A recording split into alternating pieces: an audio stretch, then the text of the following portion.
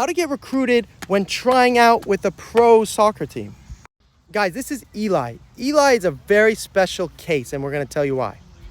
Eli is 18 years old. He's going to be a class of 2023. Right now, he's training with us at the Richmond Kickers, and he has a really unique story of how he's getting recruited. So, Eli, tell us to begin with where you were playing your academy soccer, and then we'll go from there. Yeah, so I was originally born and raised in Chapel Hill, North Carolina. So from a young age, U12, I started playing with what was Railhawks Academy and then became NCFC Academy up until U17. And then I moved over to a smaller club named Wake FC.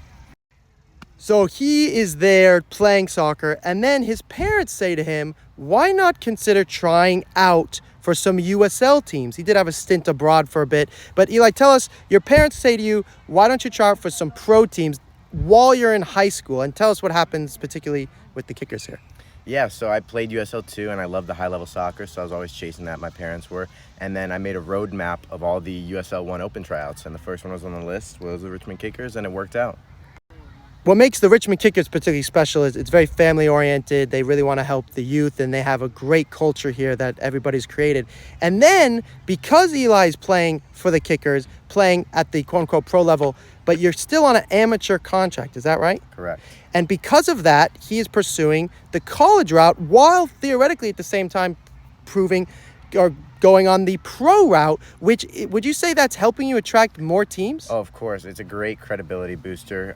Just saying the name Richmond Kickers in an email or a call automatically boosts that you're playing pro soccer at such a young age and being prepared for the college game. And one thing I'll say for the college coaches who might watch is I've been training with Eli now for a little bit, and he trains really well, is a great kid, and I think it's worth, looking at his video and deciding for yourselves.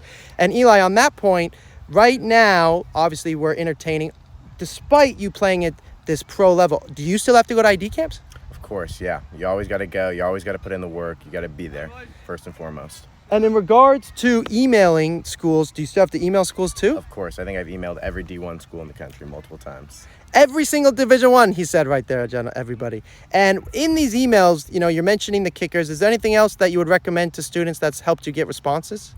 Yeah, I think, you've just got to get yourself out there. You got to go bullet points. You got to go GPA. You got to go, here's where I play. Here's some contacts. Highlight video. Because that's the thing is if you get bogged down in telling your entire story, they get lost. So video, GPA, club, references.